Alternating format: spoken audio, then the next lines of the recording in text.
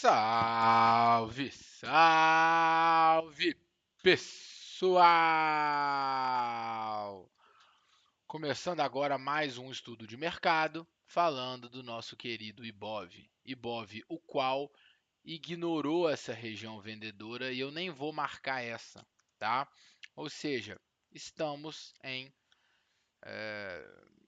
praticamente autorização, né, vamos dizer assim, para irmos ao topo histórico, tá? Eu vou só deixar marcado esse 138.840 aqui, porque pode ser um ponto, né, que dê uma seguradinha no Ibov amanhã e a gente tente pegar um movimento comprador, já que o nosso mini índice no pregão de hoje ficou completamente lateralizado nessa região e não fez movimentação alguma interessante. O que eu vou deixar marcado? Assim como eu deixei aquela região ontem, eu vou deixar a mínima de hoje, que é o 140.720. A expectativa ainda é ir lá para cima. Movimentos vendedores, pessoal, só se perder esse 140.725. Por hora, este é o nosso fundo protegido, tá bom? Bom, vamos lá. Dólar. Deixa eu fechar aqui. Trocar as cores.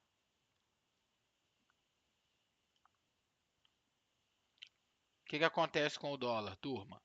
O dólar não veio no nosso ponto vendedor ainda, 5.516, tá? Se vocês quiserem tentar um movimento comprador, dá para vocês tentarem aqui próximo aos 5.460. Eu, Patrick, prefiro ficar de fora e não tentar essa movimentação, tá? Vamos lá. DXY. Chegando em ponto comprador, mais um dia de queda, né? O diário está esticado na queda, mas não dá para querer prever quando que ele vai voltar a subir, né? Então tá em tendência, ele pode continuar quanto tempo ele bem entender em tendência. Emergent Markets, seguindo aí rumo ao nosso alvo dos 50, Ten-Year. A gente viu um Ten-Year hoje, pessoal, levemente positivo, mostrando um pouquinho de compra aqui. E essa comprinha, né, ela poderia vir aqui até o 4,40. Acho pouco provável, tá? A gente tem que ver aí, né, uma briga, como a gente viu hoje, o Trump falando merda do Powell. Tem que ver esse cenário aumentando, né? Também esse cenário se agravando, tá bom? Vamos lá. Agora Nasdaq, pessoal, forte pregão de baixa hoje, né? Deixa eu molhar Nasdaq e forte pregão de baixa, tá? Ele veio testar essa região compradora, entrou uma força compradora, tá? E aí Nasdaq, basicamente, a gente tem esses pontos aqui para poder trabalhar vendido, né? O primeiro deles, caso a gente veja uma movimentação de baixa dando continuidade, tá? O meu intuito agora é tentar pegar essa liquidez aqui embaixo, né? Eu acho que é um ponto que a gente pode estar analisando para tentar trabalhar vendido aí nessa liquidez, tá? Fiquem de olho nessa possibilidade aí. E aí, pessoal, vamos capturar essa liquidez hoje, amanhã, nessa madrugada? Eu não sei, né? Mas é um ponto que eu tô de olho, por quê? Porque eu acho que é interessante a gente tentar uma compra só aqui, uma compra boa mesmo, né? Nesse fundo, tá? Que é um fundo muito importante do 4 horas também, nessa região toda, vamos dizer assim, tá? Aqui na região do 22.520, né? Então eu vou até aumentar essa região, eu vou apagar isso daqui, aumentar e deixar essa região toda, tá? Para a gente saber que é uma região do 4 horas, é uma região muito importante, é uma região que a gente tem sim que levar em conta, tá? Se for para tentar qualquer tipo de compra aí no nosso Nasdaq. E aí o curioso que vocês vão ver é o seguinte, que se a gente olha o S&P, que é a dinâmica? O S&P ele ainda está consolidado em região de topo, ou seja, a gente tem a mesma liquidez, só que vocês estão vendo aquele barrão aqui do Nasdaq, né? Ele já foi testado. Então o S&P a gente tem a mesma liquidez aqui embaixo, tá? Só que ela ainda não foi capturada e o fundo do 4 horas que eu queria comprar no S&P é aqui embaixo no 665. Então existe essa correlação entre os ativos, existe, tá? Mas vocês não podem transformar isso numa verdade absoluta, né? A gente tem que ter muito cuidado ao transformar isso numa verdade absoluta do tipo, eu não vou fazer tal coisa porque o S&P tá assim ou tá assado, tá bom? Então, monitorem só isso daí no gráfico de vocês, né? Então, vamos voltar aqui para os 60 minutos, porque é assim que eu vou levar ele para amanhã, né? E agora, o que a gente tem que ver aqui? Agora vamos ver o S&P Nasdaq VIX, né? Vamos voltar para cá e ver o VIX. VIX leve alta hoje, nada de se estressar, ainda estamos na região dos 16 dólares, né? EWZ, tá bom, pessoal? O EWZ está caminhando rumo a essa casa dos 30, 31, que é o alvo final aí na minha cabeça do EWZ, tá?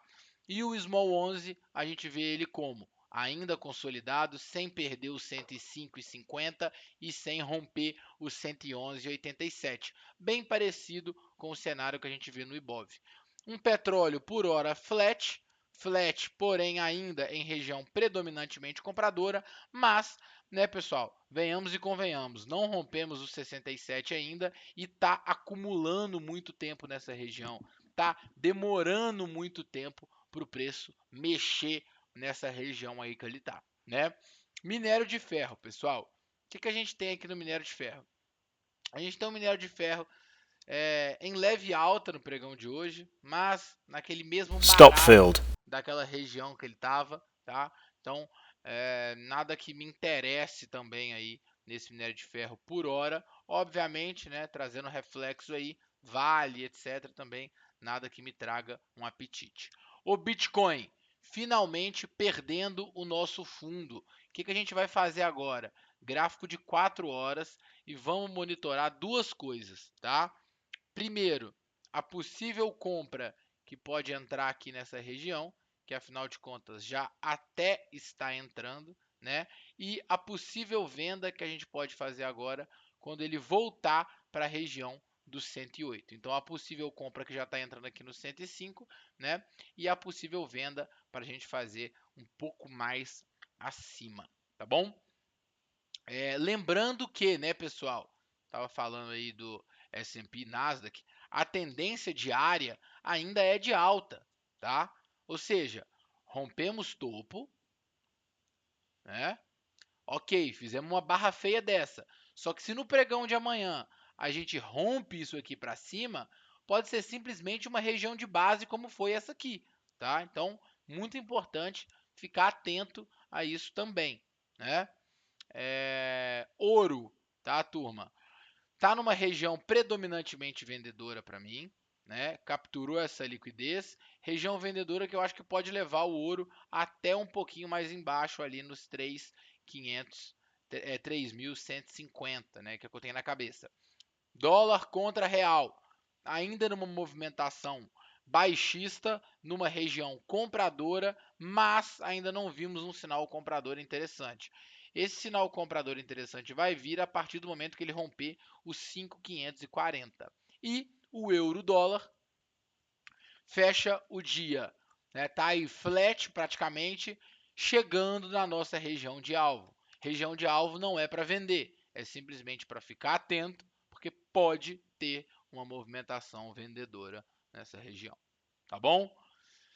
Pessoal, é isso. Espero que vocês tenham gostado. A gente se vê amanhã na sala TC Trading. E lembrem-se, amanhã é o último dia para vocês virarem founders da corretora, né? Abrirem conta na corretora e terem a possibilidade de participar de um conselho, no qual vocês vão poder dar sugestões, dicas, né? Melhorias, porque vocês querem para a corretora de vocês, tá? Então todos os links estão na descrição. Deixa um comentário aqui. Qualquer dúvida, me procurem no Instagram, tá bom? Vamos para cima. Boa noite para todo mundo, bom descanso e até amanhã. Fui!